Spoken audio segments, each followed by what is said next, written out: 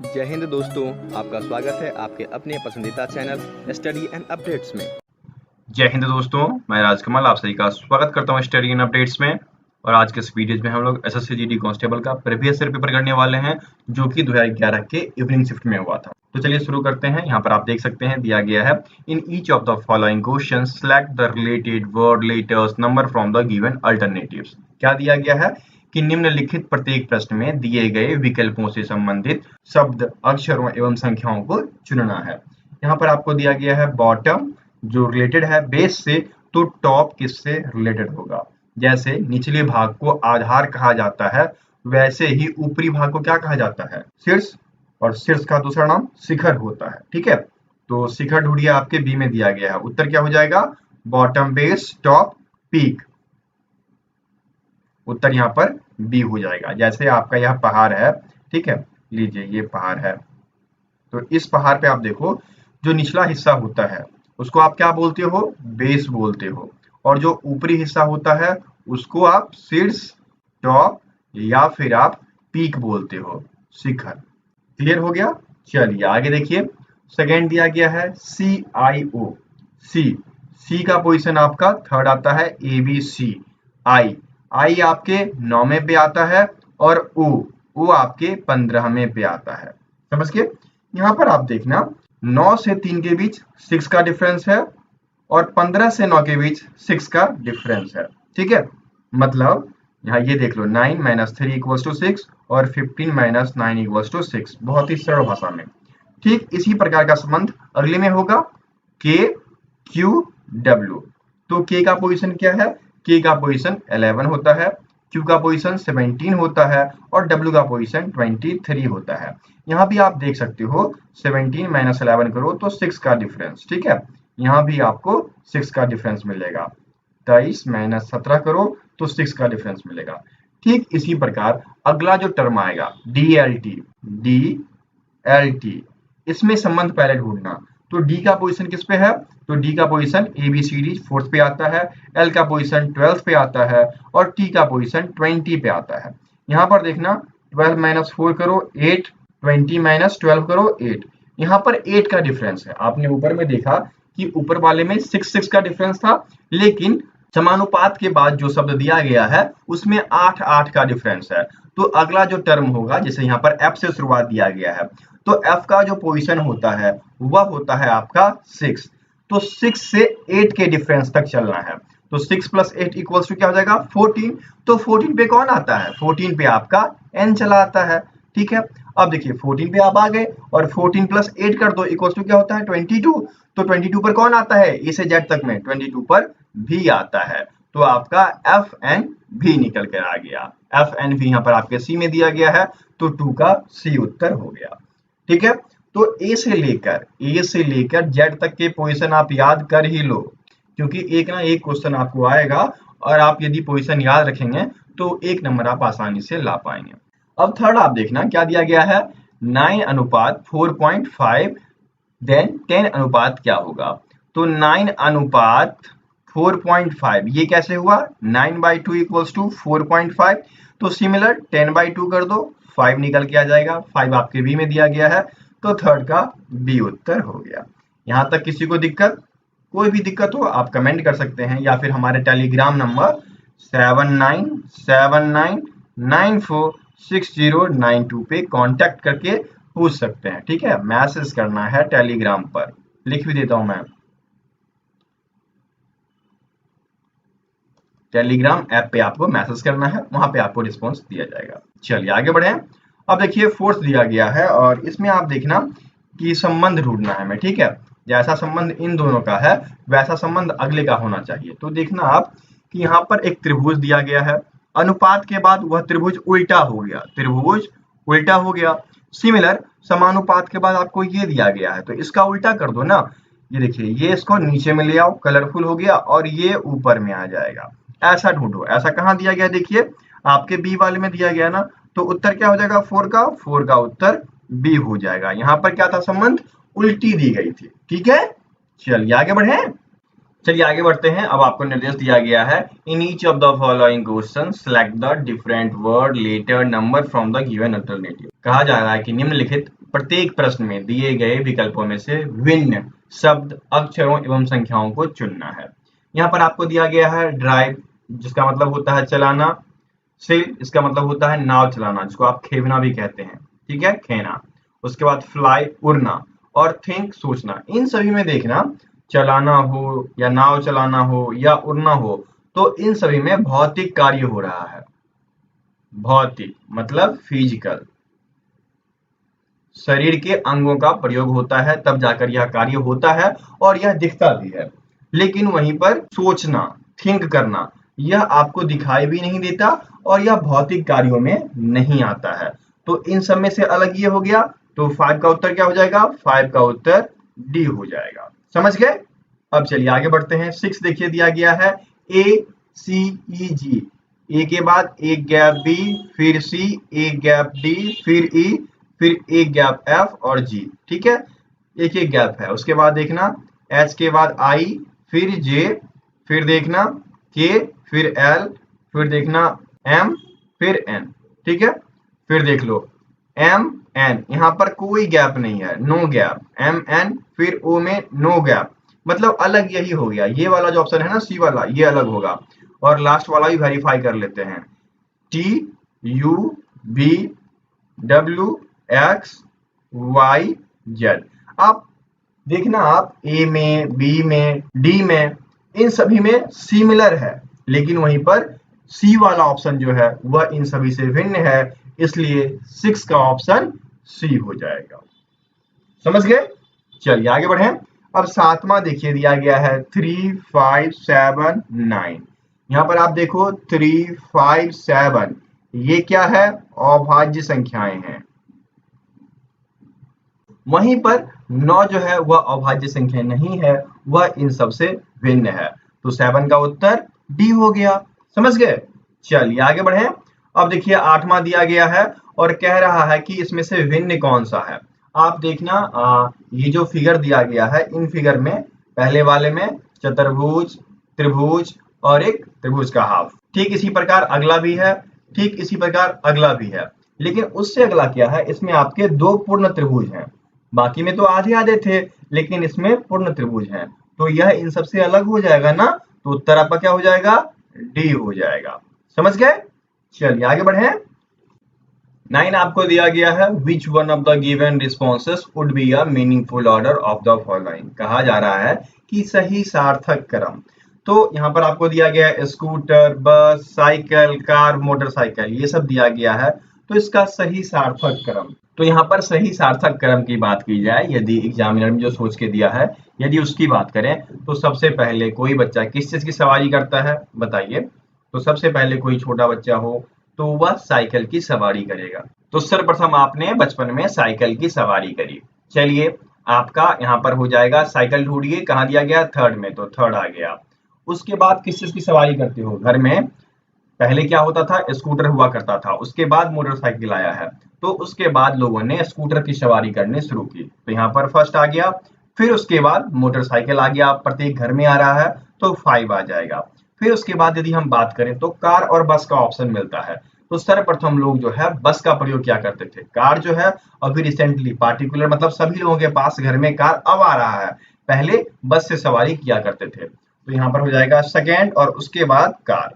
तो ये वाला ऑप्शन ढूंढना है, थर्ड 1 5 2 4। थर्ड 1 5 2 4 आपके ए में दिया गया है, तो 9 का ए ऑप्शन हो जाएगा। ठीक है, चलिए आगे बढ़े। अब देखिए 10 दिया गया है, arrange the following as per in the dictionary. निम्नलिखित को शब्दकोश के अनुसार व्यवस्थित करना है। यहाँ पर MUNI देखना आप, MUNI MUNI MUNI MUNI ये सभी में है। अब इसके बाद वाला देखना आप, CIIT, तो पहले कौन आएगा? पहले सी वाला ना, पहले सी वाला आ गया, ठीक है। उसके बाद आपका 2 आई वाला है, मतलब यहाँ पर 2 भी आ सकता है, 3 भी आ सकता है, फिर यहाँ पर 2 भी आ सकता है, फिर 3 भी आ सकता है, और टी वाला सबसे लास्ट में आएगा। तो 1 और 4 से भी आप डिसाइड कर सकते हो, 1 और 4 जिसमें दिया गया होगा इस क्रम में 1 4 और 2/3 2/3, इन दोनों में से कोई एक भी आ सकता है, ठीक है, ये हम चेक करते हैं अभी। तो ऐसे भी उत्तर लगा सकते हो, एक स्टार्टिंग में और 4 लास्ट में, उत्तर आपका डी हो जाएगा। अब इन दोनों में देखो, इन दोनों में देखना आप FICE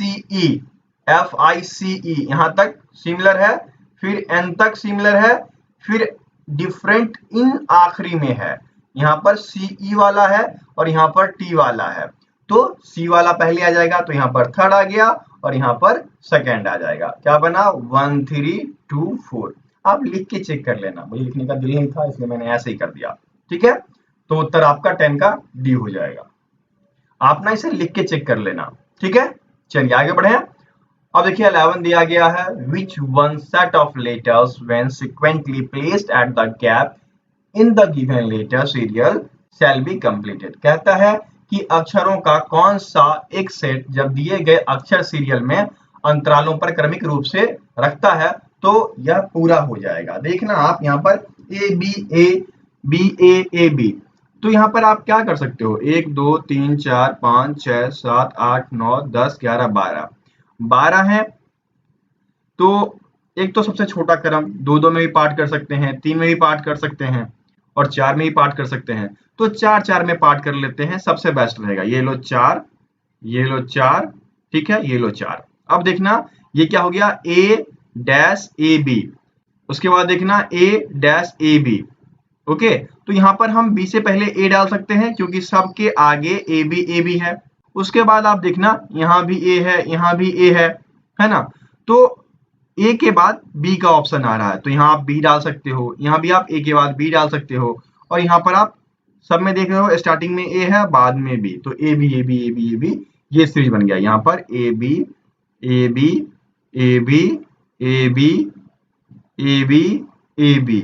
ठीक है, ये सीरीज बनता चला जा रहा है।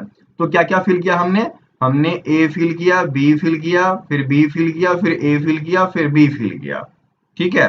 AB कहाँ B में दिया गया है ना, उत्तर क्या हो जाएगा 11 का, 11 का उत्तर आपका B हो जाएगा।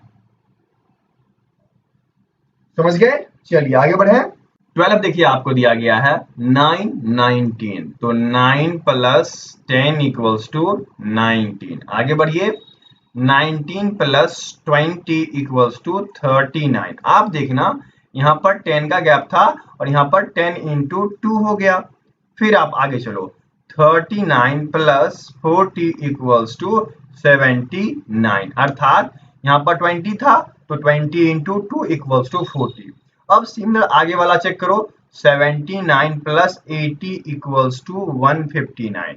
यहाँ पर 40 था, यहाँ पर 40 × 2 हो गया, तो अगला क्या हो जाएगा 159 + 80 × 2, तो 160। इसको ऐड करो 9 1 3, 319 निकल के आता है जो कि आपके ए में दिया गया है, तो 12 का ए उत्तर हो गया। समझ गए। चलिए अब देखिए 13 में आपको दिया गया है कि इसके स्थान पर क्या आएगा। आप देखना कि यहाँ पर सभी जो है स्क्वायर दिए गए हैं, इन सभी स्क्वायर में अंदर वाला स्क्वायर कमता जा रहा है, इसमें एक कमा, इसमें दोनों साइड कमा, तो इसमें क्या हो जाएगा, एक और साइड कम जाएगा ना, तो कोई एक और साइड घटा लो, इसमें एक साइड घट रहा है, इसमें 2 साइड घट रहा है, इसमें भी 2 साइड घट रहा है, इसमें तीनों साइड घट रहा है, ठीक है। तो अंदर वाले स्क्वायर में जो है आपको एक एक की कमी होती जा रही है, तो यहाँ पर उत्तर क्या हो जाएगा, 13 का उत्तर आपका डी हो जाएगा। अगला देखिए 14 दिया गया है, if x and y are wife and husband, ठीक है, x और y जो है ये वाइफ हैं, ये हबी भाई हैं, ठीक है, हस्बैंड को आजकल हबी बोलते हैं, तो हस्बैंड जी हैं। अब क्या कह रहा है कि B is brother of X, B जो है यह भाई है, ब्रदर है X का। एंड देन प्रश्न में क्या कहता है, then son of B is related to Y। अब B का जो बेटा है सन, वह Y से कैसे रिलेटेड है ये देखना है। देखो ये मेरी पत्नी और उसका भाई और उसका बेटा, तो वो मेरे लिए क्या लगा, भतीजा लगा ना, तो यहाँ पर क्या रिश्ता बना, फूफा भतीजा का, आप कह सकते हो अंकल एंड नेफ्यू, तो क्या हो जाएगा 14 का उत्तर डी हो जाएगा, अंकल एंड नेफ्यू, ठीक है। आगे बढ़े। अब देखिए 15 दिया गया है, in an examination on science and mathematics, out of 150 candidates, only 60% pass in both subjects. How many fail in at least one of the subject? कहता है कि विज्ञान और गणित की एक परीक्षा में 150 उम्मीदवारों में से केवल 60% दोनों में उत्तीर्ण हुए, तो कम से कम एक विषय में कितने अनुत्तीर्ण हुए? देखो बहुत ही सिंपल सा कॉन्सेप्ट है। 100% विद्यार्थी में से 60% विद्यार्थी जो है यह पास होते हैं, तो 40% विद्यार्थी ऐसे हैं जो फेल हुए, आइदर यह एक सब्जेक्ट में हो या दोनों सब्जेक्ट में हो, फेल तो हुए ना। तो क्या पूछा आपसे कि कितने बच्चे कम से कम एक विषय में फेल हुए? तो एक विषय में हो सकता है कि 10 भी हुए और एक विषय में हो सकता है कि 40 के 40 बच्चे फेल हो गए, क्योंकि मैक्सिमम पॉसिबिलिटी कितनी है? अगर हम किसी एक विषय की बात करें तो मैक्सिमम 40 के 40 बच्चे ही तो फेल हो सकते हैं ना। तो 150 का 40% विद्यार्थी ऐसा है जो कि फेल हो सकता है, तो 150 का 40 बटे 100, इससे ये कट गया, इससे ये कट गया, पंडा चौका 60, तो 60 ऐसे विद्यार्थी हैं जो कि आइदर दोनों सब्जेक्ट में फेल हो सकते हैं या किसी एक सब्जेक्ट में फेल हो सकते हैं। तो 15 का उत्तर क्या हो जाएगा? सी हो गया। समझ गए? चलिए आगे बढ़े। चलिए आगे बढ़ते हैं। 16 दिया गया है, if Anju is taller than Ramya, Anju is taller than Ramya and shorter than Mahima and Ramya is as tall as Saumya. कहता है कि अंजू जो है, अंजू यह बड़ी है किससे? रम्या से, और छोटी है किससे? महिमा से। अब एक और दोस्त है सौम्या, सौम्या जो है वह रम्या के बराबर है, तो सबसे लंबा कौन है? देख लीजिए, साफ साफ फिगर आउट सामने हो गया। महिमा जो है वह सबसे लंबी है। उत्तर आपका 16 का ए हो जाएगा। समझ गए?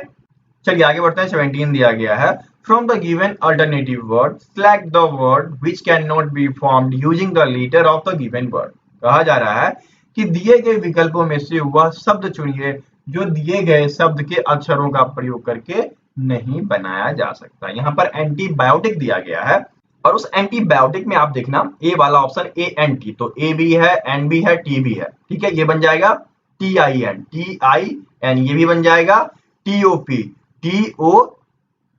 पी, पी नहीं है इसमें, जो है पी नहीं है, इसलिए ये नहीं बनेगा। बी आई टी बन जाएगा। तो कौन सा नहीं बनेगा? सी वाला ना। उत्तर क्या हो गया? 17 का सी हो गया। समझ गए? चलिए आगे बढ़िए। 18 आपको दिया गया है, in a certain code language sunflower is written as 8, ध्यान देना, 8 6 3 4 2 7 1 0 9। सबके सामने मैंने लिख दिया ताकि आसानी हो। देन रोज कैसे लिखा जाएगा? तो रोज ROSE, आर के लिए कोड देखो 9 है ना, 9 हो गया। ओ के लिए कोड देखना, ओ के लिए कोड आपका 7 है, 7 हो गया। फिर एस के लिए कोड देखो 8 है ना, तो 8 हो गया। ई के लिए कोड देखना, ई के लिए आपका 0, 9780, ये कोड रोज के लिए हो जाएगा। तो 18 का उत्तर आपका ए हो गया। समझ गए? चलिए आगे बढ़े। अब देखिए 19 दिया गया है, in a certain code language institution is written as NOITTUTISNI, मतलब जैसे यह लिखा गया था ना, सेम इसका उल्टा लिख दिया गया, इस तरफ से स्टार्ट कर दिया गया, पहले एन फिर ओ फिर आई फिर टी, इस प्रकार से लिखा गया। देन परफेक्ट कैसे लिखा जाएगा? तो यहाँ भी उल्टा कर दो ना, पहले टी आ गया, फिर सी आ गया, फिर ई आ गया, फिर एफ आ गया, फिर आ गया, फिर ई, फिर पी, यही ढूंढो। TCE, दो ऑप्शन है टी वाले, तो TCEFR, ये गलत हो गया, FREP, ये वाला ऑप्शन सही हो गया। तो 19 का डी उत्तर हो गया। समझ गए? चलिए आगे बढ़े। अब देखिए 20 दिया गया है, और लीजिए थोड़ा सा घुमाते हैं, नॉर्थ साउथ ईस्ट वेस्ट कर लेते हैं। ये रहा आपका, ठीक है, ये आपका नॉर्थ साउथ ईस्ट वेस्ट। क्या कह रहा है कि मैं उठा और 5 किलोमीटर पूर्व जाता हूं। यदि मैं यहाँ हूं, उठा और 5 किलोमीटर चल दिया, थोड़ा सा पेन को चेंज कर लेते हैं, ये लीजिए, उठा और 5 किलोमीटर चल दिया यहाँ पे हम, ठीक है, पूर्व की ओर। I go to 5 kilometre east, then turn right, फिर वहां जाने के बाद मैं दायां मुड़ा, तो ये हमारा लेफ्ट पार्ट, तो बायां हो गया, ये दायां, तो इस तरफ मुड़ा और 8 किलोमीटर चला, ठीक है। अब देखना, ये आपका राइट, ये आपका लेफ्ट। यहां पर आने के बाद फिर क्या होता है कि मैं फिर बाएं मुड़ा और 5 किलोमीटर चल दिया, फिर यहाँ पर बाएं मुड़ा और 5 किलोमीटर चल दिया। ठीक है, अब ये आपका लेफ्ट, ये आपका राइट। फिर क्या होता है कि आगे बढ़ने के बाद फिर मैं बायां मुड़ जाता हूँ और 8 किलोमीटर चला जाता हूँ, 8 किलोमीटर लेफ्ट। अब मुझसे पूछता है कि मैं प्रारंभिक दूरी से कितने दूर हूं, तो 5 किलोमीटर पहले जो चला वो और 5 किलोमीटर बाद वाला, क्योंकि ये तो फिर वहीं आ गया ना मैं, तो ये हो जाएगा 5 + 5 = 10। 10 देखिए आपके सी में दिया गया है, तो 20 का सी उत्तर हो गया। समझ गए? चलिए आगे बढ़े। अब देखिए 21 बहुत ही अच्छा प्रश्न क्या दिया गया है कि one morning Satish walk toward the sun after covering a distance he turn to the right and then again turn to the right, which direction is he facing. कहता है कि एक सुबह जो है सतीश उठा और सूर्य की तरफ चल दिया। ठीक है, नॉर्थ साउथ ईस्ट वेस्ट। भैया मुझे सबसे पहले ये बताओ सूर्य किस तरफ उगता है? पूर्व की तरफ। बहुत बढ़िया। जब सूर्य पूर्व की तरफ उगता है तो सतीश उठा और पूर्व की ओर चल दिया, सूरज की ओर चल दिया। वहां चलने के बाद देखिए ये इसका लेफ्ट पार्ट, ये इसका राइट पार्ट। वह दायां मुड़ा और फिर कुछ दूर दूरी तय किया और फिर वह दाईं ओर मुड़ गया। ठीक है, 2 बार राइट एंड टर्न राइट। अब कहता है कि वह किस दिशा में है, तो आप देखना वह विपरीत दिशा में हो गया ना, और सूर्य जहां डूबता है वही तो विपरीत दिशा होता है, तो वह पश्चिम कहलाता है, वेस्ट। तो उत्तर आपका बी हो जाएगा, 21 का बी उत्तर हो गया। ठीक है, इस प्रकार से इस क्वेश्चन को करना था। चलिए आगे बढ़ते हैं। 22 दिया गया है, select the missing number from the given responses. कहा जा रहा है कि दिए गए विकल्पों में से, उत्तर नहीं होगा, विकल्पों में से लुप्त संख्या का चयन करना है। क्या हो जाएगा यहाँ पर देखिए 17, 13, 15 दिया गया है, तो आप ना 17 + 13 को ऐड करो, यह आपका 30 हो जाता है, बाय 2 करते हैं तो 15 निकल कर चला आता है। मतलब इन दोनों का योग बटे 2 = 15 हो जाता है। सिमिलर 8 वाला चेक करते हैं, 8 + 6 = क्या हो जाता है, यह आपका 14 हो जाता है, बटे 2 = 7 हो जाता है। तो अब यही प्रक्रिया तो इस वाले के साथ होगा ना, तो 9 प्लस ऐसा क्या होगा बटे 2 कि हमें 12 मिले, तो 9 + x = 24, तो x = 24 - 9 = 15। कहाँ दिया गया है? डी में। यहाँ पर 15 आ जाएगा, उत्तर आपका 22 का डी हो जाएगा। समझ गए? चलिए आगे बढ़े। 23 देखिए दिया गया है, if plus means minus, multiplication means division, division means plus and minus means multiplication, then हमें क्या करना है, इस इक्वेशन को सॉल्व करना है। ये इक्वेशन दिया गया है और सबका साइन इसके अनुसार चेंज कर देंगे। तो पहले 252 लिखो और गुना के लिए क्या दिया गया है, गुना के लिए भाग का प्रयोग किया गया है, तो 252 भागा क्या हो जाएगा, यहाँ पर 9 हो जाएगा। फिर यहाँ पर आपको माइनस दिया गया है, तो माइनस का मतलब क्या होता है, माइनस मीन्स मल्टीप्लीकेशन, तो मल्टीप्लीकेशन का साइन, फिर 5 आ गया।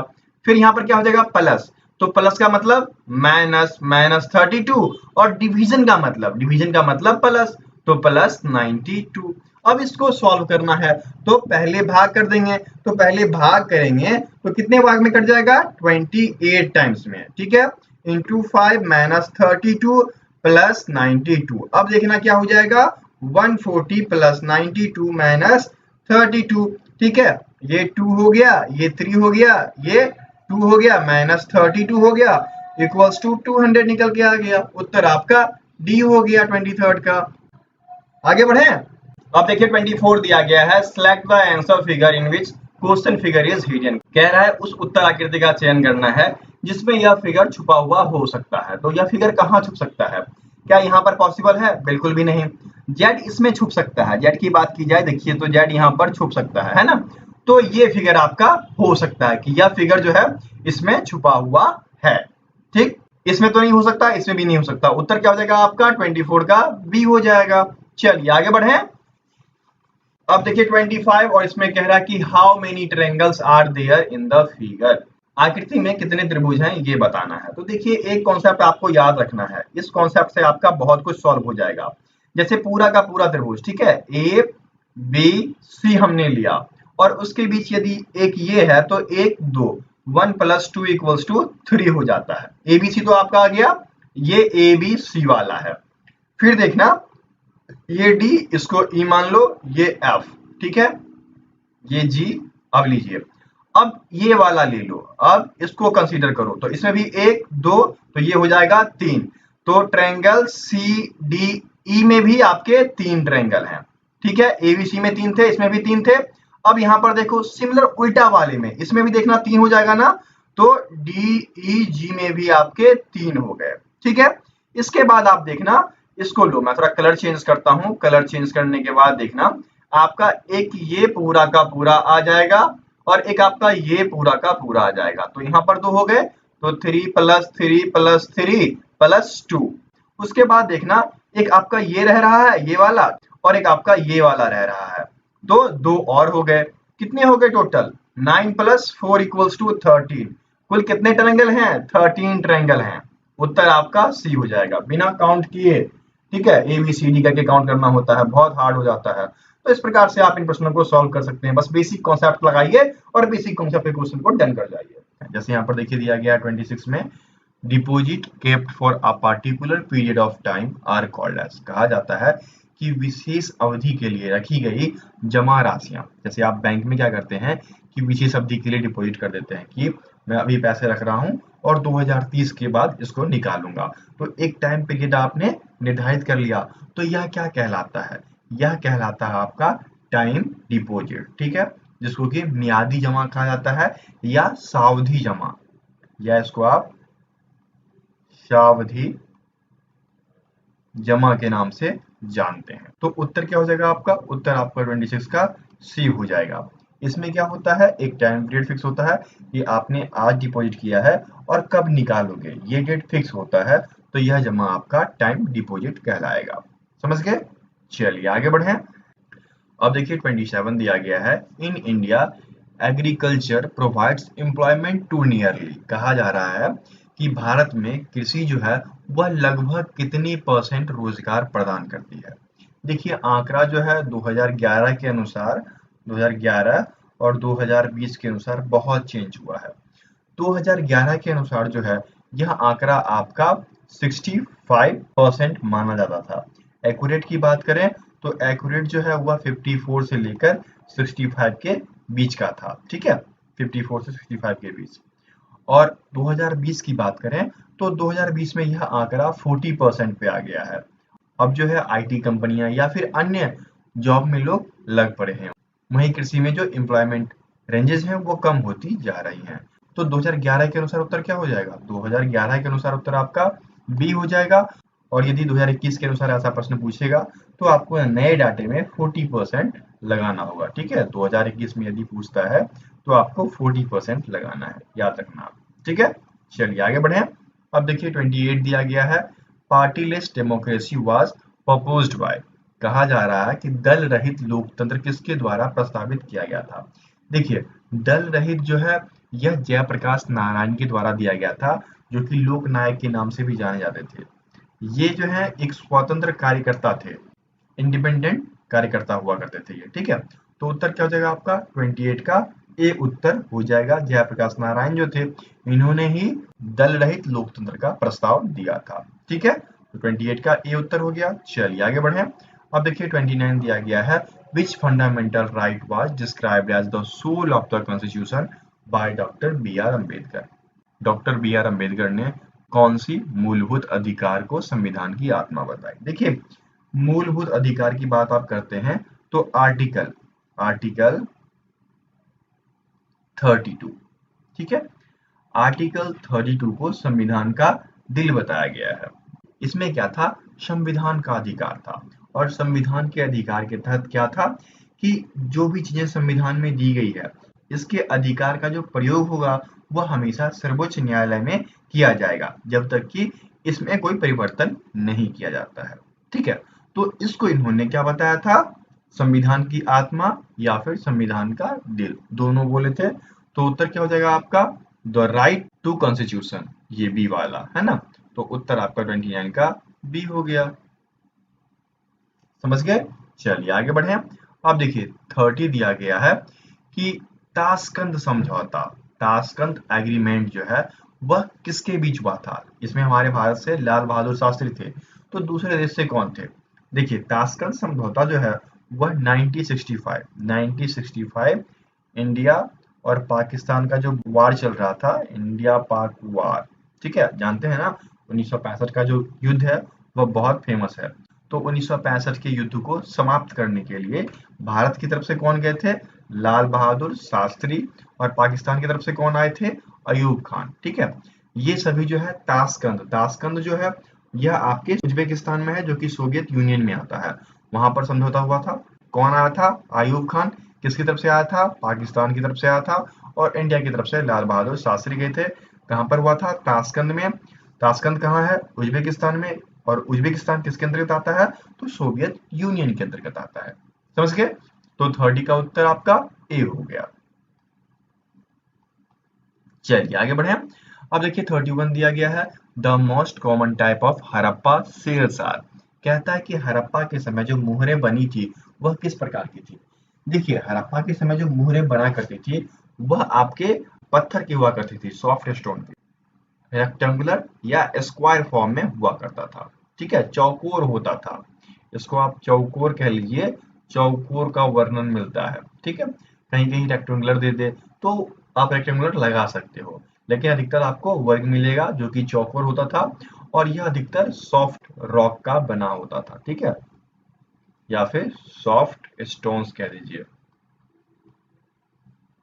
इसका बना होता था। तो उत्तर क्या हो जाएगा? 31 का उत्तर आपका ए हो जाएगा। समझ गए? चलिए आगे बढ़े। अब देखिए 32 दिया गया है, which one of the following is the lowest layer of the atmosphere.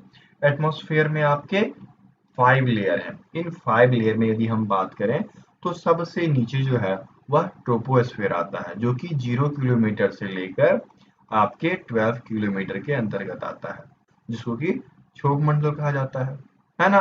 तो उत्तर क्या हो जाएगा? उत्तर आपका बी हो जाएगा। मैं बाकी मंडल की भी चर्चा कर देता हूँ।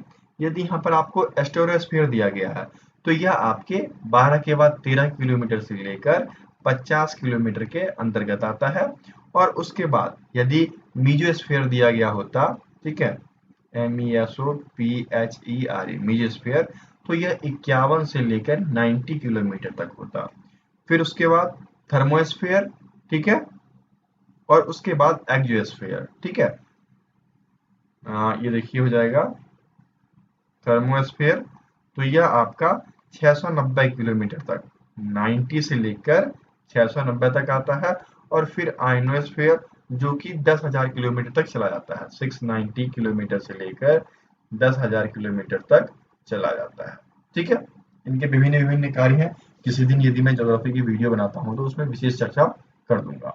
ओके, तो 32 का उत्तर क्या हो जाएगा? 32 का उत्तर आपका बी हो जाएगा। चलिए आगे बढ़े।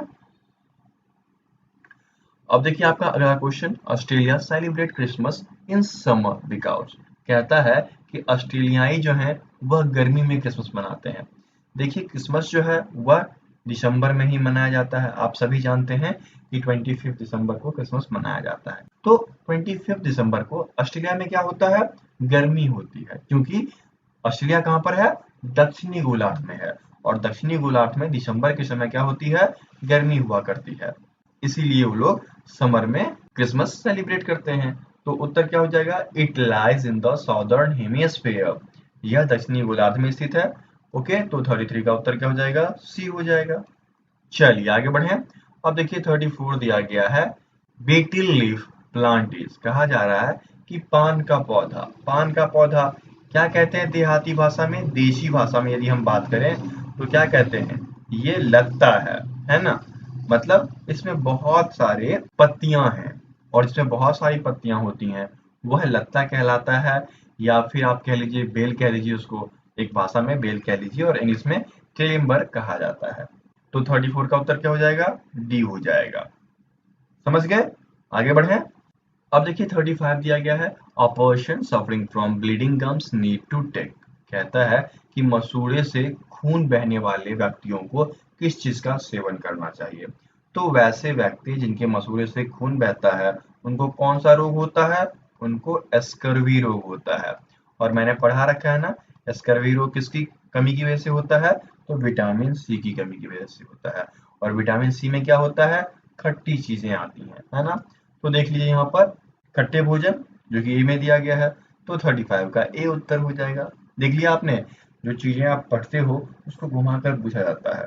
और यदि आप सभी को रिलेट कर पाते हो आसानी से तो आप क्वेश्चन को आसानी से कर जाओगे, अन्यथा एग्जाम में छोड़ कर आया करोगे, है ना। तो इसलिए सभी चीजें और ध्यान से पढ़िए, तभी चीजें आसान हो पाएगी। 36 दिया गया है, what is the normal heart beat in the man. कहा जा रहा है कि मनुष्य में सामान्य हृदय गति क्या है।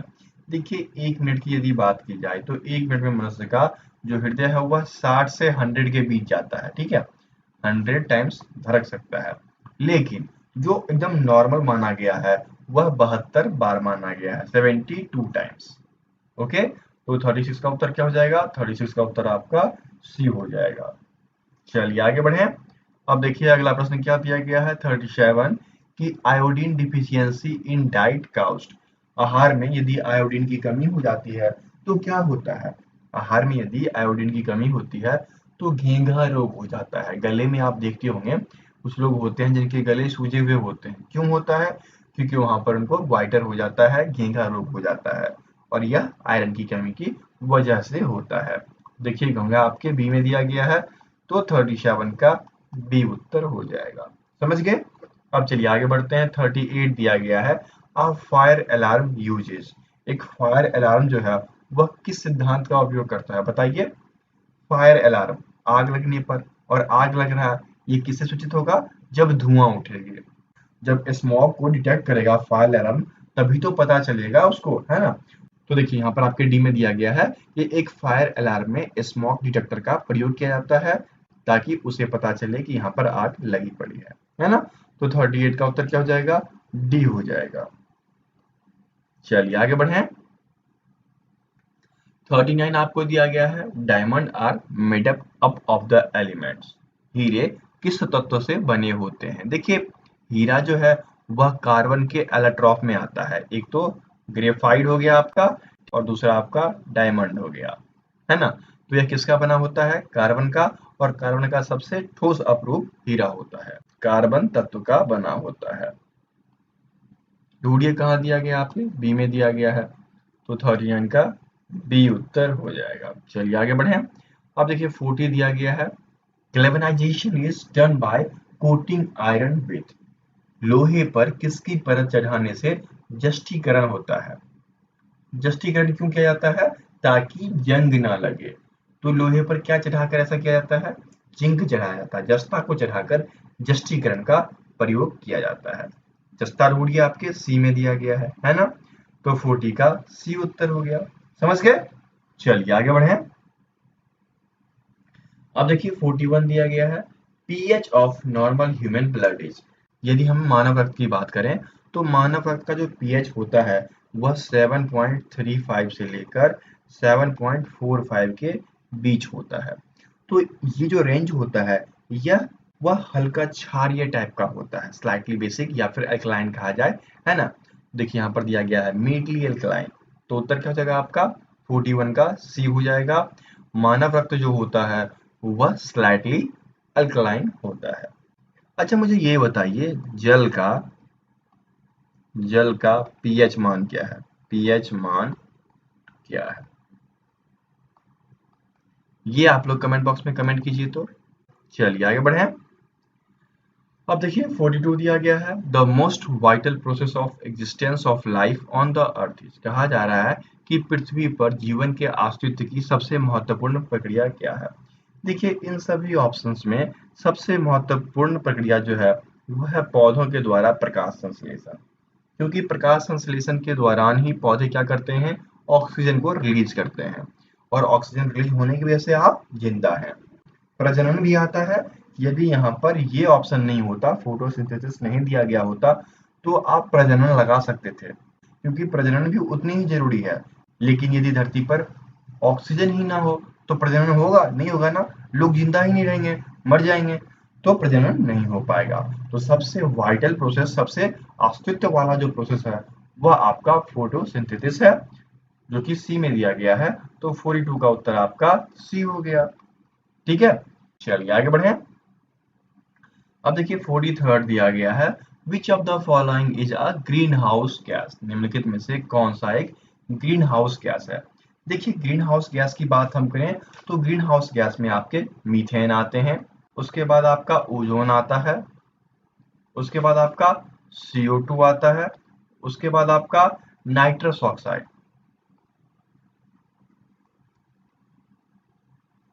ये आता है, और वाटर वेपर आते हैं। तो उत्तर क्या हो जाएगा यहाँ पर? मीथेन हो जाएगा ना, क्योंकि मीथेन तो उसके अंतर्गत आता है ना। तो 43rd का उत्तर आपका सी हो जाएगा। ना ही हाइड्रोजन आएगा, ना ही नाइट्रोजन आएगा, तो उत्तर आपका यहाँ पर सी हो जाएगा। Ozone, carbon dioxide, nitrous oxide, methane, water vapours, ये सभी ग्रीन हाउस गैस के अंतर्गत आते हैं। अब देखिए 44 दिया गया है, इन 2010 Commonwealth games held in Delhi from October 3 to October 14, 2010, the total number of medal was वोन बाय इंडिया। कहा जा रहा है कि 2010 में 3 अक्टूबर से 14 अक्टूबर के बीच कॉमनवेल्थ गेम, राष्ट्रमंडल खेल जो है भारत में आयोजित किया गया था। तो इसमें भारत ने कुल कितने पदक हासिल किए ये बताना है। तो कुल पदक जो है भारत के द्वारा 101 हासिल किया गया था, जिसमें कि मैं बता दूं 38 गोल्ड था, ठीक है, उसके बाद 27 सिल्वर था और 36 ब्रॉन्ज। और उस समय भारत सेकेंड पोजीशन पे रहा था। तो उत्तर क्या हो जाएगा आपका? 44 का उत्तर आपका डी हो जाएगा। यह सबसे बेस्ट है भारत का। चलिए आगे बढ़े। अब देखिए अगला प्रश्न क्या है, और बहुत ही अच्छा प्रश्न। The national animal of India is, Bharat का राष्ट्रीय पशु कौन सा है? बताइए, बाघ है या सिंह है? बताइए क्या हो जाएगा? भारत का जो राष्ट्रीय पशु है वह टाइगर है, बाघ है, जो कि यहाँ पर बी में दिया गया है। तो उत्तर आपका 45 का बी हो जाएगा। अब देखिए 46 दिया गया है, द डांस गिनाद is associated with the state of. कहा जा रहा है कि नृत्य गिनाद किस राज्य के साथ संबंधित है। यहाँ पर देखिए गिनाद की बात की गई है, तो गिनाद जो है गिनाद हो गया, वावरी हो गया, चारी हो गया, घूमर हो गया, ये सभी जो है राजस्थान से रिलेटेड है। तो देखिए राजस्थान यहाँ पर सी में दिया गया है आपका, तो 46 का सी उत्तर हो जाएगा। ठीक है, घूमर, चारी, गिनार, वावरी, तो ये सभी राजस्थान के लोक नृत्य हैं। उत्तर आपका 46 का सी हो गया। चलिए आगे बढ़े। अब देखिए 47 दिया गया है, who of the following has या had not been recipient of Bharat Ratna. निम्नलिखित में से कौन भारत रत्न प्राप्त नहीं कर पाया या नहीं कर रहा? तो इस लिस्ट में देखिए 4 लोग का नाम दिया गया है। तो अबुल कलाम आजाद या मौलाना आजाद, ठीक है, मौलाना आजाद, इसको आजाद कीजिए, आजादी नहीं, आजाद। तो मौलाना आजाद को कब मिला था? तो मौलाना आजाद को जो है 1992 में 1992 में दिया गया था। ठीक है, फिर देखिए आपका दिया गया है अरुण असफ अली। तो अरुण असफ अली को 1997 में दिया गया था भारत रत्न। और यहाँ पर MC रामचंद्रा दिया गया है, तो इनको दिया गया था 1988 में। ओके, तो ये 3 जो है इन्होंने प्राप्त कर रखा है भारत रत्न। वहीं पर R1 किदवाई दिया गया है, जिन्होंने भारत रत्न प्राप्त नहीं किया है। तो 47 का उत्तर क्या हो जाएगा? डी हो जाएगा। चलिए आगे बढ़े। 48 दिया गया है, Cuttack is located on the bank of. Cuttack किस नदी के तट पर स्थित है? ठीक है, किस नदी के तट पर स्थित है? तो कटक जो है वह महानदी, यहाँ पर देखिए महानदी दिया गया है बी में, तो उत्तर क्या हो जाएगा? 48 का बी उत्तर हो जाएगा। देखिए यहाँ पर एक टेम्पल बहुत फेमस है, कटक चांदनी टेम्पल। ठीक है, कटक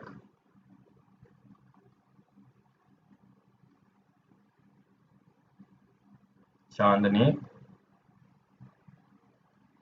ये अत्यधिक फेमस है क्योंकि यह महानदी के किनारे है, और यह दुर्गा पूजा एवं काली पूजा के लिए फेमस है। समझ गए? तो उत्तर यहाँ पर आपका बी हो गया। चलिए आगे बढ़ते हैं। 49 दिया गया है, हु डिस्कवर्ड एक्सरे। एक्सरे की खोज किसने की थी? बताइए क्या हो जाएगा यहाँ पर? रॉन्टगन के द्वारा किया गया। ठीक है, रॉन्टगन जो है वह आपके सी में दिया गया है, तो 49 का सी उत्तर हो जाएगा। और रोंगटन ने इन्हें दिसंबर दिसंबर 1985 में जोड़ा था। ठीक है, एक्सरे को। कोई दिक्कत? कोई भी दिक्कत हो तो आप हमें टेलीग्राम पे, टेलीग्राम नंबर है हमारा 7979946092, इस पे हमें मैसेज कर सकते हैं। जो भी दिक्कतें होंगी हम आपस में मिलकर सुलझा लेंगे। चलिए आगे बढ़े। अब देखिए आपका आखिरी क्वेश्चन 50 दिया गया है। The central Sanskrit institute is located at, केंद्रीय संस्कृत संस्था कहाँ स्थित है। देखिए पहले यह राष्ट्रीय संस्कृत विद्यापीठ के नाम से था, फिर अब यह सेंट्रल संस्कृत यूनिवर्सिटी के नाम से हो गया है, ठीक है, ये चेंज होता जा रहा है। और सर्वप्रथम ये जो है तिरुपति जो कि आंध्र प्रदेश में आता है वहां पर स्थित था, और इसका नाम क्या था, इसका नाम था राष्ट्रीय संस्कृत विद्यापीठ। तो उत्तर क्या हो गया, 50 का सी उत्तर हो गया। देखिए 51 दिया गया है 8, 11, 16, 19, 24, अगला पद लुप्त है और उसके बाद 32। तो यहाँ पर क्या होगा ये आपको पता करना है। तो कैसे पता करेंगे बताइए। तो सिंपल सी बात है, आप यहाँ पर देखना 8 + 3 करते हैं तो आपको 11 मिलता है, और 11 + 5 करते हैं तो आपको 16 मिलता है। अगला शेष देखिए 16 + 3 किए तो 19 मिला, और 19 + 5 किए तो 24 मिला। इसका मतलब जो सीरीज चल रहा है उसमें पहले टर्म में हम 3 जोड़ते हैं और उसके बाद वाले टर्म में 5 जोड़ते हैं। तो यहाँ पर 24 है तो 24 के साथ हम क्या जोड़ेंगे, 3 जोड़ेंगे तो हमें आएगा 27। फिर उसके बाद यदि 27 में हम 5 जोड़ते हैं तो हमें मिलेगा 32। अर्थात यहाँ पर क्या क्रम होगा, 27 होना चाहिए, और 27 आप ऑप्शन में ढूंढिए, बी में दिया गया है, तो 51 का बी उत्तर हो जाएगा। यहाँ पर क्या सीरीज था, जो भी नंबर सीरीज दिया गया है उसमें +3 और +5 का डिफरेंस था। चलिए आगे बढ़ें। अब देखिए अगला प्रश्न दिया गया है √529 = 23। तो हमें √0.529 का वैल्यू निकालना है। तो आप जानते हैं ना 529 = 23, तो यहाँ पर क्या हो जाएगा, ये √0.23 का स्क्वायर हो जाएगा। इससे ये कट गया, क्या निकल के आया, 23, ये निकल के आ गया ना। ये ढूंढिए आपके ए में दिया गया है, तो 52 का ए उत्तर हो गया। चलिए आगे बढ़े। अब देखिए 53 दिया गया है, find the largest number that can exactly divide 513, 783 and 1107। वह सबसे बड़ी संख्या ज्ञात करनी है जो 513, 783 और 1107 को पूर्णतः विभाजित कर सके। तो यहाँ पर हम क्या निकालते हैं, हाईएस्ट कॉमन फैक्टर ना, HCF। तो चलिए वो निकाल देते हैं। जो सबसे बड़ा है और जो सबसे छोटा है उन दोनों को ले लेते हैं। तो सबसे बड़ा आपका 1107 है, इसमें छोटे वाले से भाग देते हैं। अब देखिए यदि 2 टाइम्स में भाग देते हैं तो हमें 1026 आता है, और रिमाइंडर जो है वह 81 बचता है। अब क्या होगा, इस 513 को यहाँ पर ले आते हैं और फिर भाग देते हैं। यदि 6 बार में भाग लगाते हैं तो 486 आता है, और रिमाइंडर में 27 बचता है। अब ठीक इसी प्रकार अब अगला ये यहाँ पर 81 आ जाएगा, 81। तो अब 27 से 81 में भाग दीजिए, 3 बार में पूर्णतः कट जाएगा, अर्थात 27 यहाँ पर बच गया। तो इस 27 को लेकर और हम किसमें भाग देंगे, जो संख्या हमारी बची रह गई है। तो कौन सी बची रह गई है, ये बीच वाली 783। 783 में आप 27 से भाग दीजिए। अब जब हम भाग देंगे तो 2 बार में देखिए 54 होगा, और क्या बचेगा 24, 27 से कम बचा, ऊपर से 3 आ गया, फिर 9 टाइम्स में लगा दीजिए तो 243 आ गया, पूर्णतया कट गया। अर्थात वह संख्या क्या होगी, वह संख्या आपकी 27 हो जाएगी, जिससे कि भाग देने पर 513, 783 और 1107 पूर्णतः विभाजित हो जाएगा। तो ढूंढिए यह कहाँ दिया गया है, यह आपके सी में दिया गया है। तो 53 का उत्तर सी हो जाएगा ना। चलिए नेक्स्ट क्वेश्चन पे चलते हैं, और ये दिया गया है आपको 361/9 √81/19 इंटू √441/21 का होल स्क्वायर। अब यहाँ पर आप देखना, इसका सिंपल रूप कीजिए, 361/9 इंटू ये क्या हो जाएगा, 9 का स्क्वायर ना, 9 का स्क्वायर अंडर रूट बटे क्या हो जाएगा 19, इंटू क्या हो जाएगा, इंटू आपका 21 का स्क्वायर, ठीक है, अंडर रूट बटे 21 और इसका होल स्क्वायर, ठीक है। चलिए अब आगे क्या हो जाएगा, आगे आपका आ गया 361/9 इंटू इससे ये कट गया तो 9/19 इंटू क्या हो जाएगा 21 से ये कट गया तो 21/21 का होल स्क्वायर, है ना, ये आ गया। अब देखना ये दोनों कट गया ना एक बार में, है ना, इससे ये कट गया तो क्या रह जाएगा 361 और नीचे 19 आ जाएगा, 19 इंटू 1 का स्क्वायर, तो 1 ही होता है। अब इसको 19 से भाग दीजिए, तो जब 19 से भाग देंगे तो यह कितने बार में कट जाएगा, यह आपके 19 बार में कट जाएगा। ठीक है, तो उत्तर क्या हो जाएगा, 55 का उत्तर सी हो जाएगा, 19। देखिए हमने नेक्स्ट प्रश्न कर लिया और ये प्रश्न रह गया था, तो चलिए इसे कर लेते हैं। यहाँ पर आपको मल्टीप्लीकेशन दिया गया है, ये क्या है 8 इंटू 9, तो क्या हो जाएगा 72 ना, 72 किए और एक डेसिमल यहाँ दूसरा यहाँ, तो 1 2 यहाँ पर डेसिमल आ गया, प्लस में क्या हो जाएगा, ये देखिए 1.4 इंटू 5 कीजिए 70 होता है, 70 कीजिए। अब डेसिमल 2 पॉइंट पे है ना, तो 2 पॉइंट पे, अब इन दोनों को ऐड कर दीजिए तो क्या हो जाएगा 1.42, तो 1.42 आपके बी में दिया गया है, तो 54 का बी उत्तर हो गया, 54 का बी हो गया और 55 का सी 19 हो गया। चलिए आगे बढ़े। अब देखिए 56 दिया गया है, find the sum of all 2 digits number, कहता है कि 2 अंकों की सभी संख्याओं का योग ज्ञात करें। तो 2 अंकों की संख्या कहां से स्टार्ट होगी, 10 से ना, 10 11 12 और ऐसे यह लास्ट 99 तक जाएगी, क्योंकि 100 हुआ तो यह 3 अंकों की हो जाएगी और 9 हुआ तो वह 1 अंकों की हो जाएगी, तो ना ये कंसीडर होगा ना ये कंसीडर होगा। तो शुरुआत कहां से हुआ, 10 से, a इक्वल्स टू क्या हो जाएगा 10 हो जाएगा, जो कि पहली संख्या है, और लास्ट नंबर क्या है 99, और टोटल नंबर कितने हो जाएंगे, यदि हम 10 से 99 तक जाते हैं तो कुल नंबर 90 हो जाएंगे। ठीक है, ये सब चीजें आ गई, तो बस एक फॉर्मूला लगाना है ना, s इक्वल्स टू क्या होता है n/2 into a plus L. तो n कितना है आपका 90/2 इंटू a आपका 10 है और ये 99 है, क्या हो जाएगा 45 इंटू 109। ठीक है, इसको मल्टीप्लाई कीजिए, 4905 निकल कर चला आएगा, 4905 आपके बी में दिया गया है, तो 56 का बी उत्तर हो गया। समझ गए, चलिए आगे बढ़े। अब देखिए 57 दिया गया है, A can do a piece of work in 30 days while B can do in 40 days. In how many days can A and B working together do it? कहता है कि A किसी कार्य को 30 दिन में कर सकता है, B उस कार्य को 40 दिन में कर सकता है, तो दोनों साथ काम करेंगे तो कितने दिन में खत्म हो जाएगा। तो सीधे क्षमता पर ले आते हैं, A के एक दिन की क्षमता 1/30 और B के एक दिन की क्षमता 1/40, इसको सॉल्व कर दीजिए, प्रश्न आपका सॉल्व हो जाएगा। तो ये देखिए आपका क्या हो जाएगा 120, ये आपका 4, ये आपका 3 इक्वल्स टू 7/120। ठीक है, तो देखिए ये क्या होता है, यदि अंश में 1 होता तो नीचे वाला पूरा का पूरा दिन हो जाता है, लेकिन यहाँ पर ये नहीं हुआ ना, तो इसको पलट देते हैं, क्या हो जाएगा 120/7 डेज, इतने दिन लगेंगे। अब इसका शॉर्ट फॉर्म निकालो, सबसे शॉर्ट देखो क्या हो जाएगा, छोटा से छोटा यदि रूप बनाना चाहें तो सबसे छोटा रूप क्या बनेगा, तो सबसे छोटा रूप आपका 17 से डिवाइड कीजिए, 17:1/7, ये आपका 17:1/7 डेज हो जाएगा, जो कि आपके ए में दिया गया है, तो 57 का ए उत्तर हो गया।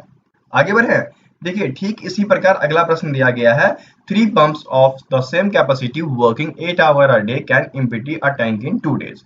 In how many hours a day must 4 pumps of identical capacity work in order to empty the tank in 1 day? कहा जा रहा है कि समान क्षमता की 3 पंप यदि प्रतिदिन 8 घंटे काम करती है तो एक टैंक को 2 दिन में खाली कर सकती है। तो टैंक को एक दिन में खाली करने के लिए समान क्षमता वाले 4 पंप को कितने घंटे काम करना होगा। आपको एक फॉर्मूला याद है, M1D1 H1 जो कि बराबर होता है M2D2 H2 के। इसी पर सब कुछ सॉल्व हो जाएगा। कैसे सॉल्व होगा, ये देखना कि 3 पंप है, ठीक है, 3 पंप 8 घंटा काम करता है तो 2 दिन में खाली कर देता है, तो हमें क्या करवाना है, 4 पंप से पूरे 1 दिन में उसे खाली करवाना है। ठीक है, तो या फिर यहाँ पर x लिख दीजिए तो बेहतर हो जाएगा, तो x इक्वल्स टू क्या हो जाएगा 3 × 8 × 2 और बट्टे में 4, 4 दूनी 8, तो 3 × 4 इक्वल्स टू 12 आवर। यदि 4 पंप 12 घंटा काम करेगा तो यह पूरा का पूरा खाली हो जाएगा। तो उत्तर क्या हो जाएगा 58 का उत्तर आपका सी हो गया। समझ गए, चलिए आगे बढ़ते हैं। 59 दिया गया है, if a man covers 10.2 kilometre in 3 hour then distance cover in 5 hours. यदि एक व्यक्ति 3 घंटे में 10.2 किलोमीटर की दूरी तय करता है तो 5 घंटे में कितना दूरी तय करेगा। देखिए क्या हो जाएगा यहाँ पर 10.2/3 इंटू 5, ये क्या हो गया 102/3 इंटू 10 इंटू 5, इससे ये काटिए 2 टाइम्स में, इससे ये काटिए 51 टाइम्स में, इससे ये काटिए 17 टाइम्स में, अर्थात क्या हो जाएगा 17 किलोमीटर। कहाँ दिया गया 17 किलोमीटर आपके डी में, 59 का डी उत्तर हो गया। चलिए आगे बढ़े। अब देखिए 60 दिया गया है, if the area of triangle with base axis equals to the area of square with side x then the altitude of the triangle is. कहता है यदि आधार x वाले त्रिभुज का क्षेत्रफल x भुजा वाले वर्ग के क्षेत्रफल के बराबर है तो त्रिभुज की ऊंचाई क्या होगी। फॉर्मूला आपको आना चाहिए। त्रिभुज का क्षेत्रफल क्या होता है 1/2 इंटू बेस इंटू हाइट, जो कि बराबर क्या है वर्ग के क्षेत्रफल के, तो ए स्क्वायर। अब यहाँ पर आप देखना 1/2 बेस कितना है आपका x, हाइट आपको नहीं पता है, और भुजा कितना है x है ना, तो यहाँ पर x स्क्वायर हो गया। समझ गए। अब देखना h इक्वल्स टू क्या हो जाएगा, h equals to x square into 2/x, इससे ये कट गया बराबर 2x निकल के आया। उत्तर क्या हो जाएगा 60 का सी उत्तर हो जाएगा। देखिए अब आपका अगला प्रश्न दिया गया है the radius of a circle whose area is equals to the sum of the area of 2 circle of radius is 12 centimetre and 5 centimetre is. कहता है एक वृत्त की त्रिज्या ज्ञात करनी है जिसका क्षेत्रफल दो विभिन्न त्रिज्याओं वाला, जैसे कि एक 12 सेंटीमीटर हो गया और दूसरा 5 सेंटीमीटर हो गया, इन दोनों के योग के बराबर है। तो अकॉर्डिंग टू क्वेश्चन चलिए, अकॉर्डिंग टू क्वेश्चन यदि हम चलें तो पाई आर स्क्वायर इक्वल्स टू क्या हो जाएगा पाई इंटू 12 का स्क्वायर प्लस पाई इंटू 5 का स्क्वायर। अब यहाँ पर क्या करते हैं पाई आर स्क्वायर तो है ही, और इस पाई को कॉमन कर लिए तो 12 का स्क्वायर प्लस 5 का स्क्वायर बचा आपको। ठीक है, अब देखना इस पाई से ये पाई कट गया, आर स्क्वायर इक्वल्स टू क्या हो गया 144 प्लस 25, तो ये क्या हो गया आर स्क्वायर इक्वल्स टू 169। तो आर इक्वल्स टू क्या हो जाएगा अंडर रूट 169 जो कि 13 के स्क्वायर के बराबर है, तो उत्तर क्या हो जाएगा आपका 13 हो जाएगा। 13 देखिए आपके बी में दिया गया है तो 61 का बी उत्तर हो जाएगा। 62 देखिए दिया गया है find the length of the longest rod that can be placed in a room 30 meter into 24 meter into 18 meter।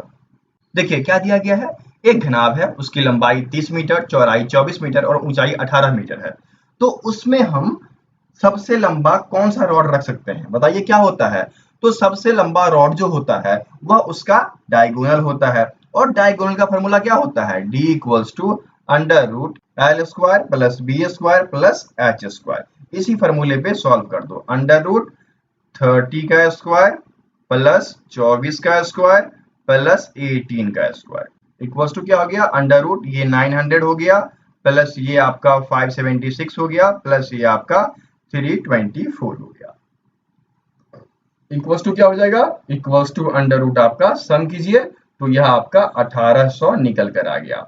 तो 1800 किसका स्क्वायर होता है, यह आपके 42.42 का स्क्वायर होता है। तो इतना लंबा रॉड जो है वह एक घनाभाकार घर में रखा जा सकता है। तो 42.42 ये ढूंढिए कहाँ दिया गया है, ये आपके सी में दिया गया है, तो 62 का उत्तर क्या हो जाएगा सी हो जाएगा। चलिए आगे बढ़े। अब देखिए अगला प्रश्न आपको दिया गया है रघु बाइस आ नेहरू कोट इन खादी भंडार एट अ डिस्काउंट ऑफ 20%।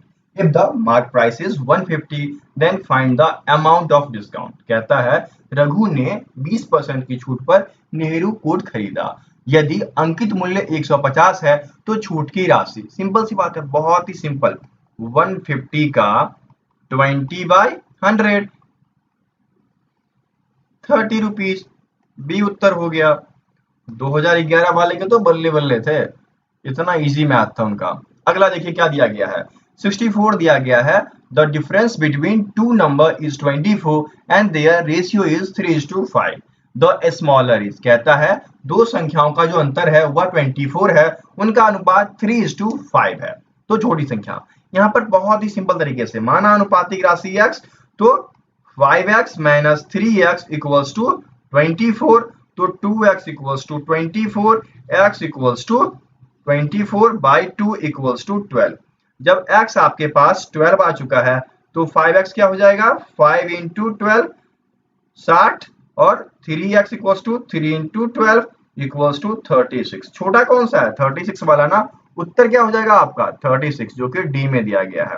तो 64 का डी उत्तर हो गया। समझ गए। चलिए आगे बढ़े। अब देखिए 65 दिया गया है, if 351 is divided into 3 parts proportional 2 will be 1/2, 1/3 and 1/4, then the 3 parts will be. कहता है यदि 351 को 3 भागों में बांटा जाता है 1/2, 1/3, 1/4 में, तो इनका भाग क्या होगा। ये सिमिलर ऊपर वाले की तरह, माना अनुपातिक राशि x, तो यहाँ पर 1/2x plus 1/3x plus 1/4x equals to 351।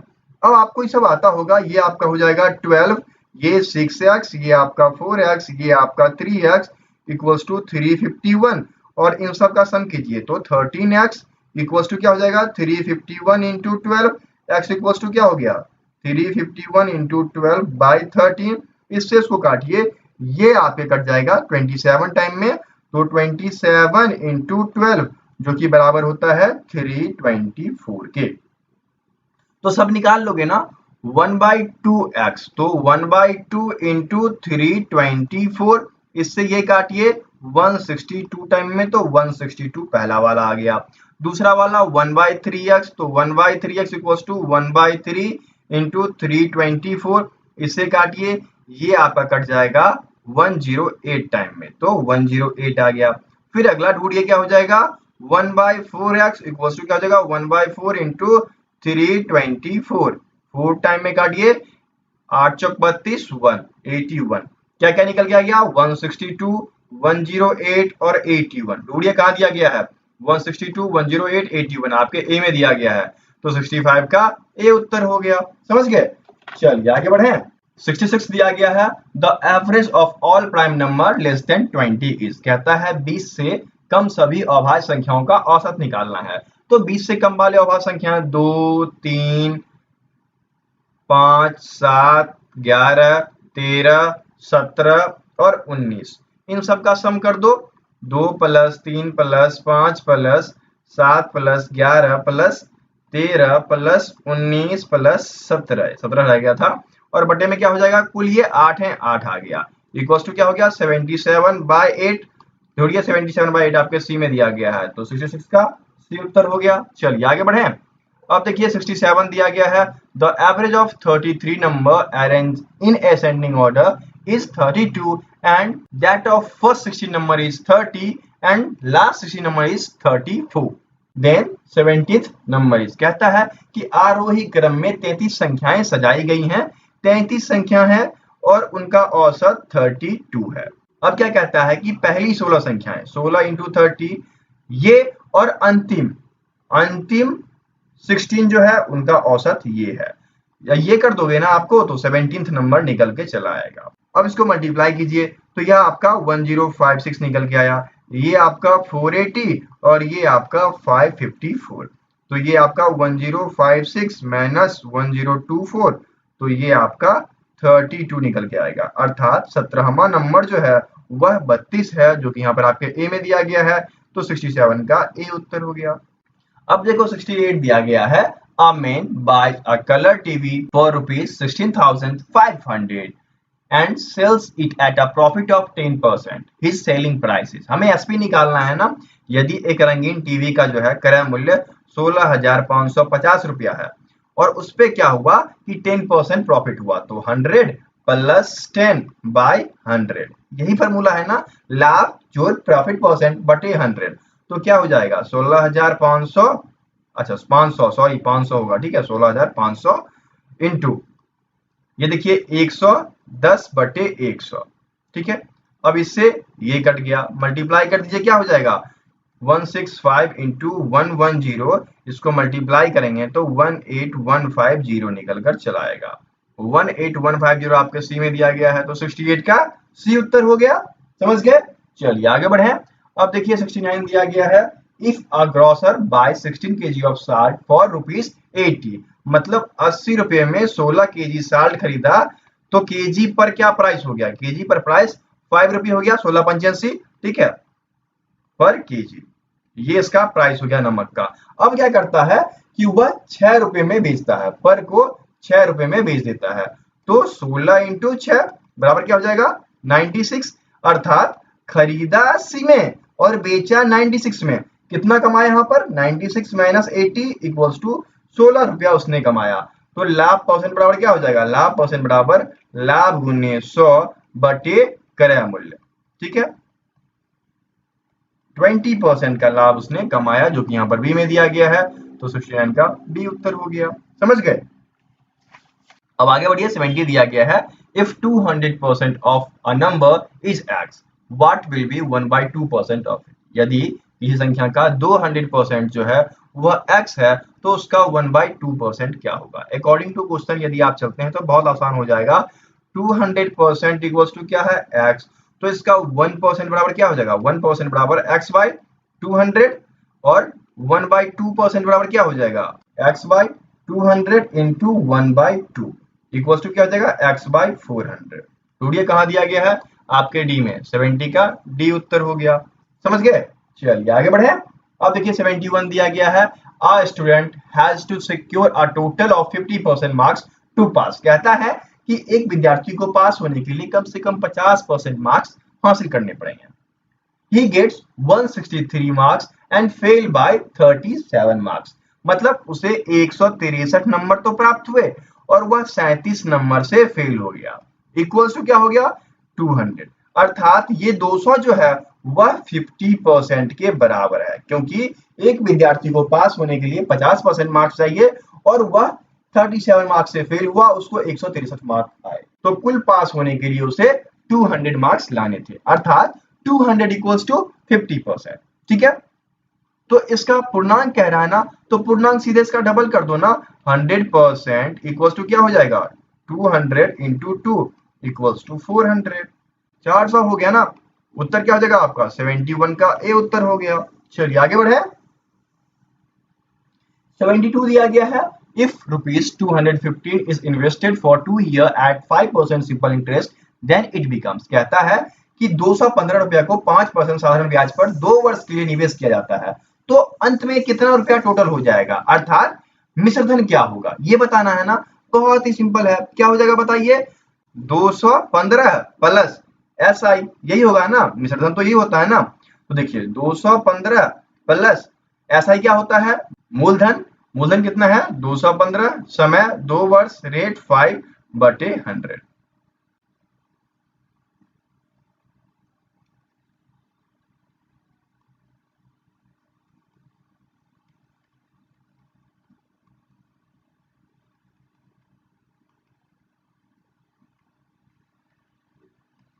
इतना रुपया निकल कर चला आया। ढूंढिए कहाँ दिया गया है 236.50, ठीक है, ये आपके डी में दिया गया है, तो 72 का डी उत्तर हो गया। चलिए आगे बढ़े।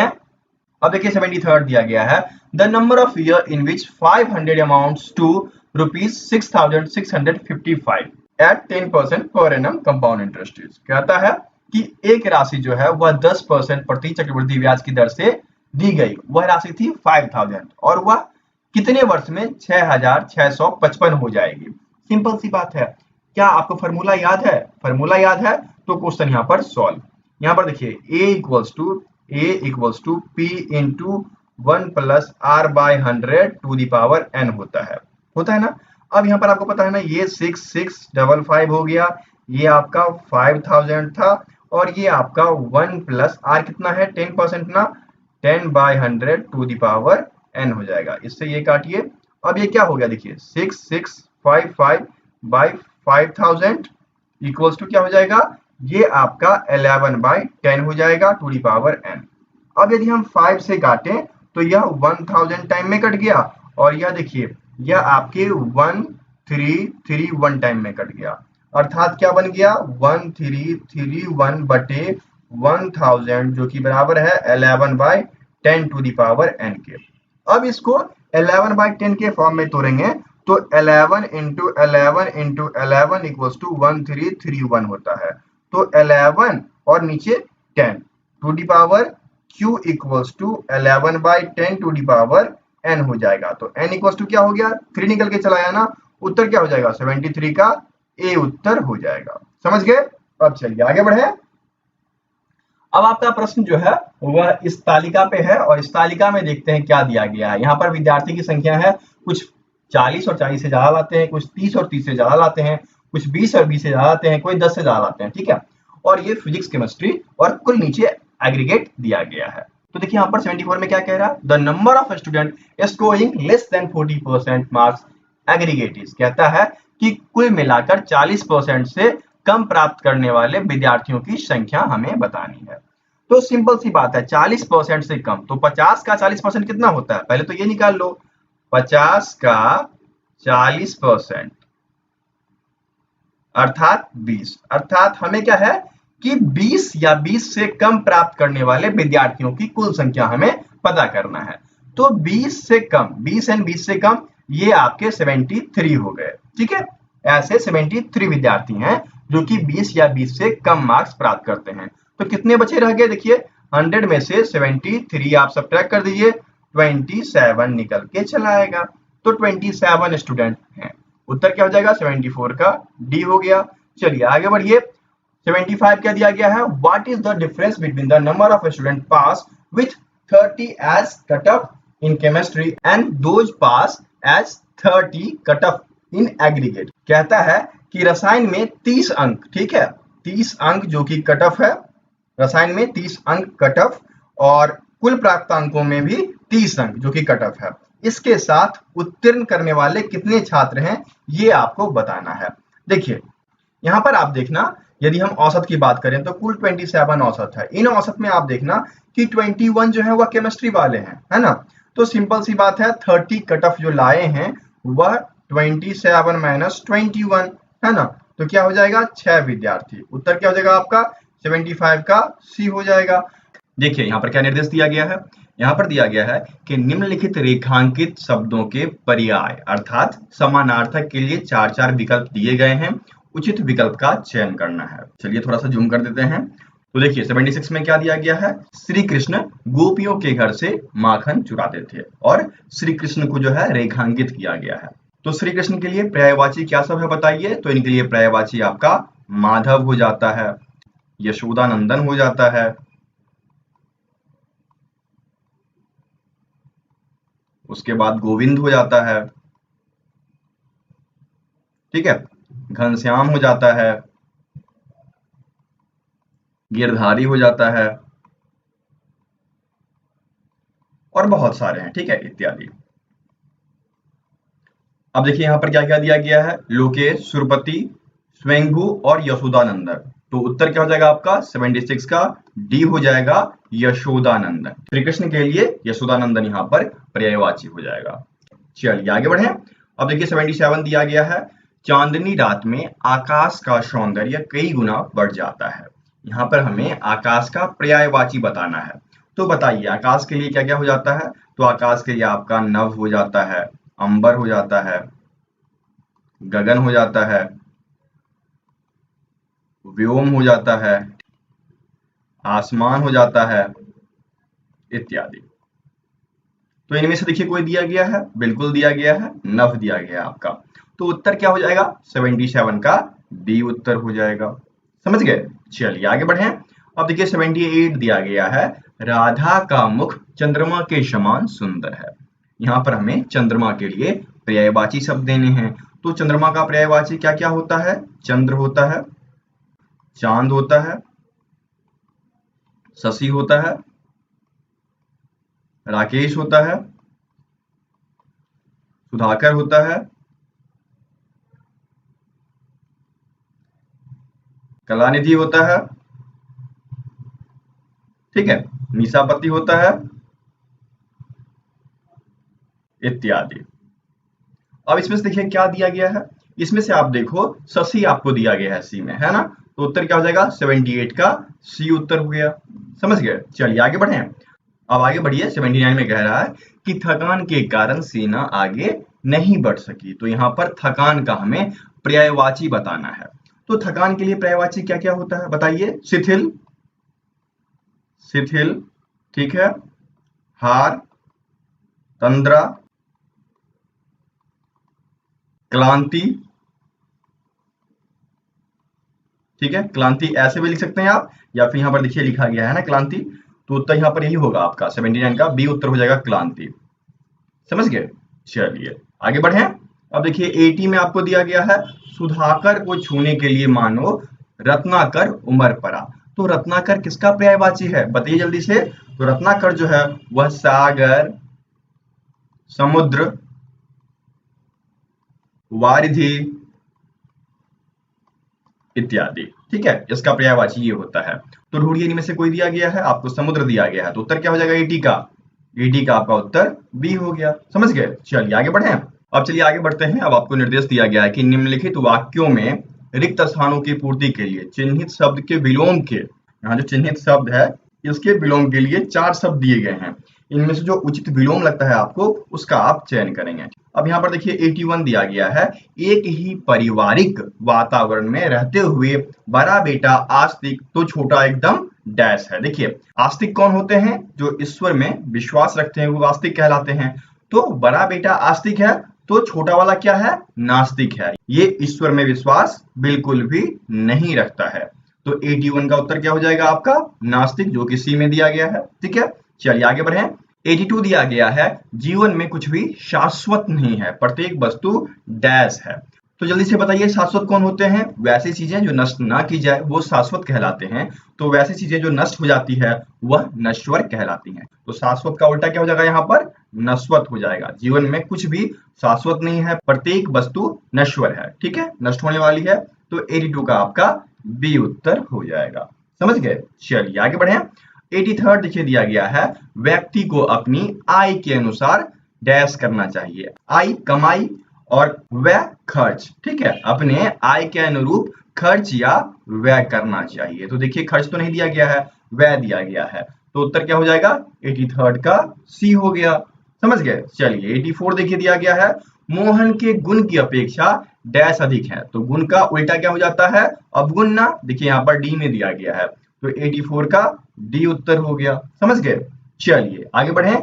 85 देखिए दिया गया है, आधुनिक बनने की दौर में हमें डैश मूल्यों को नहीं भूलना चाहिए। देखिए आधुनिक मतलब नया, तो इसका उल्टा क्या हो जाएगा? प्राचीन, पुराना, ठीक है। प्राचीन ढूंढिए कहाँ दिया गया है? प्राचीन देखिए आपके यहाँ पर सी में दिया गया है, तो 85 का सी उत्तर हो गया। हमें यहाँ तक क्या करना था? विलोम भरना था, भर दिए। चलिए आगे बढ़े। अब देखिए क्या दिया गया है, यहाँ पर मुहावरे या लघुक्तियां दिया गया है, उसका हमें अर्थ बताना है। देखिए यहाँ पर मुहावरा क्या दिया गया है 86 में कि घोड़े बेचकर सोना। घोड़े बेचकर सोना अर्थात सभी कार्य खत्म करके निफिकिर हो जाना, बेफिक्र हो जाना, बेफिक्र होकर सोना। देखिए आपके ए में दिया गया है, तो 86 का ए उत्तर हो जाएगा। समझ गए? ये सब तो आपको आता होगा, बहुत ही आसान मुहावरे दिए गए हैं। अगला देखिए दिया गया है, आंखों में धूल झोंकना। तो आंखों में धूल झोंकना मतलब सरासर धोखा देना। जैसे क्या होता है कि एक लड़का दो गर्लफ्रेंड बना लेता है, तो वह एक दूसरे को सरासर धोखा दे रहा होता है ना। तो यहाँ पर क्या हम प्रयोग कर सकते हैं कि रमन ने अंशु के आंख में धूल झोंकने का काम किया है। यहाँ पर सरासर उसे धोखा दे रहा है, तो उत्तर क्या हो जाएगा? 87 का डी हो जाएगा।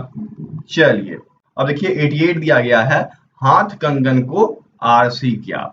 हाथ कंगन को आरसी क्या, ये जो लोकोक्ति है इसका मतलब होता है कि जो चीजें प्रत्यक्ष में है उसको प्रमाण की आवश्यकता नहीं होती है। ठीक है, तो ढूंढिए प्रत्यक्ष को प्रमाण की आवश्यकता नहीं होती है, तो 88 का सी उत्तर हो गया।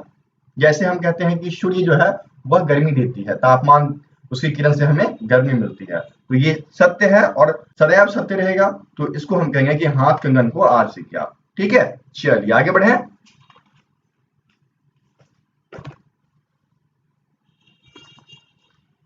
आपको दिया गया है, रंग में भंग होना। इसका क्या मतलब होता है?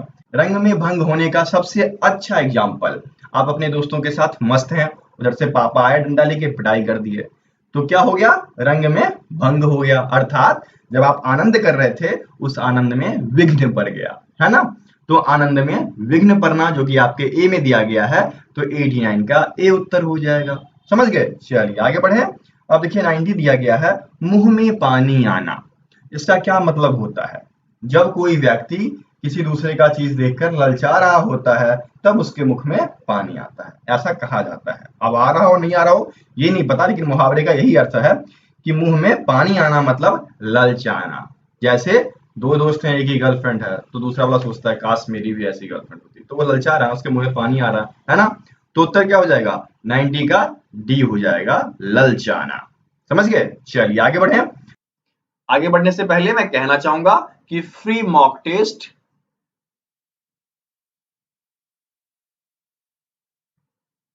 जो कि ऑनलाइन है, उसके लिंक आपको डिस्क्रिप्शन बॉक्स में दिए गए हैं, आप जाकर टेस्ट दे सकते हो। ठीक है, उसमें आपको 100 क्वेश्चन देखने को मिलेगा। हिंदी वाले हिंदी में जाएंगे और इंग्लिश वाला जो चूज करेंगे वह इंग्लिश में। दो अलग अलग सेट रहेंगे, तो जो हिंदी करना चाहते हैं वो हिंदी वाले सिलेक्ट करें, जो इंग्लिश करना चाहते हैं वो इंग्लिश वाले सिलेक्ट करें। और पीडीएफ वगैरह सबका लिंक आपको डिस्क्रिप्शन बॉक्स में मिल जाएगा। और कोई भी जानकारी आपको हासिल करनी है तो आप हमें व्हाट्सएप या फिर टेलीग्राम इस पे मैसेज कर सकते हैं। टेलीग्राम नंबर है 7979946092। ज्यादातर आप लोग टेलीग्राम का प्रयोग करें, पीडीएफ वगैरह जो भी आपको खरीदनी हो आप वहां पर खरीद सकते हैं। ठीक है, चलिए आगे बढ़े। अब देखिए क्या निर्देश दिया गया है, सही वर्तनी वाले शब्द का चयन करना है। यहाँ पर देखिए विस्मय दिया गया है, तो विस्मय मतलब होता है आश्चर्य उत्पन्न करने वाला। तो विस्मय कौन सा सही है? देखिए यहाँ पर बी वाला, वर्षी का सौम्य संयुक्त ये आपका विस्मय होता है, और कहीं कहीं पर आपको विषमय, ठीक है, ऐसा भी मिलता है। तो ये दोनों सही हैं, और अधिकतर जो है यह यूज किया जा रहा है आजकल। तो उत्तर आपका 91 का बी हो जाएगा, विस्मय। ठीक है, चलिए आगे बढ़े। 92 दिया गया है, दुर्भाग्य। देखते ही बता दोगे आपका, बताइए कौन सा सही है इसमें से? डी वाला ऑप्शन, ये वाला जो दुर्भाग्य है यह बिल्कुल सही लिखा गया है ना। तो उत्तर क्या हो जाएगा 92 का? 92 का डी उत्तर हो जाएगा। अब देखिए 93 में दिया गया है अंतमुखी। तो अंतमुखी देखिए आपके ए में दिया गया है, 93 के ए में। ठीक है, तो 93 का ए उत्तर हो गया। चलिए आगे बढ़िए। 94 दिया गया है प्रासंगिक, है ना। तो प्रासंगिक सही कौन सा है, जल्दी से बताइए। प्रासंगिक होता है, प्रासंगिक ऐसे लिखा जाता है प्रासंगिक। तो प्रासंगिक, प्रासंगिक, प्रासंगिक, ये वाला तो भी कर दिया। तो 94 का सी उत्तर हो गया। समझ गए? चलिए आगे बढ़े। अब देखिए 95 दिया गया है परिवर्तन। क्या होता है? परिवर्तन ना, प्रवर्तन नहीं होता है।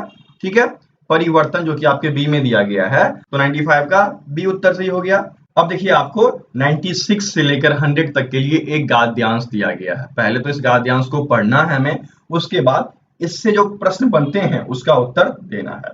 क्या दिया गया है गाद्यांश में? गाद्यांश में दिया गया है सृष्टि का सर्वश्रेष्ठ प्राणी जो है वह मानव है। अतीत में एक समय था जब वह प्रायः पशुओं के समान ही था। दीर्घकालीन संघर्ष के पश्चात वह सर्वश्रेष्ठ बन सका।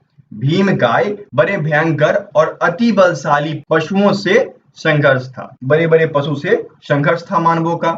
मानव की विजय का कारण उसका शारीरिक बल उतना नहीं था जितना कि उसका बौद्धिक बल था। मनुष्य जो है अपनी बुद्धि से जीता, क्योंकि शरीर जो है वह जानवर इतना बड़ा नहीं होता, तो वह अपनी बुद्धि से जीता। समझ गए? फिर आगे क्या दिया है? पशु अंत प्रेरणा से एक सीमित क्षेत्र में ही काम करते हैं। पशु जो होते हैं वह अपनी अंत प्रेरणा से एक सीमित क्षेत्र में काम करते हैं, और उनके परिवर्तन के लिए प्रकृति के परिवर्तन का कारण जरूरी होता है। जबकि मानव जो है वह अपनी बुद्धि का प्रयोग करके विस्तृत क्षेत्र में काम करता है। मानव की जिज्ञासा वृत्ति भी उसे पशुओं से भिन्न करती है। क्या भिन्न करती है? जिज्ञासा वृत्ति। ठीक है, जानने की इच्छा जो होती है मनुष्य में वह पशुओं से भिन्न करती है।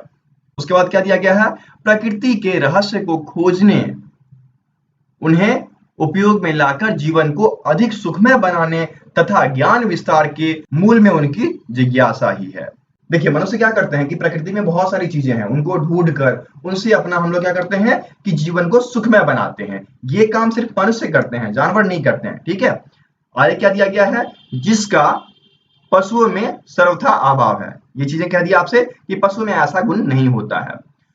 एक विशेष गुण मानव में है, वह है सौंदर्यानुभूति। किसी भी चीज का सौंदर्य की अनुभूति मनुष्य के अंदर होता है, जानवर के अंदर नहीं होता है। तो इसलिए क्या है कि समस्त चराचरों में, चराचरों कहने का मतलब हो गया जड़ चेतन, सजीव निर्जीव, इन सब में केवल मानव ही सुंदर और भद्दी वस्तु में भेद कर सकता है कि ये अच्छा है, ये खराब है। इसमें भेद करना सिर्फ मनुष्य का काम है और कोई नहीं कर सकता।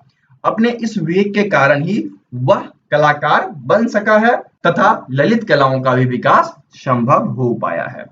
ललित कलाओं का विकास क्यों हुआ? सौंदर्य अनुभूति के स्पष्टीकरण के कारण। समझ गए? तो ये गद्यांश था। अब चलिए इस पे आधारित 5 प्रश्न है, उसको कर जाते हैं।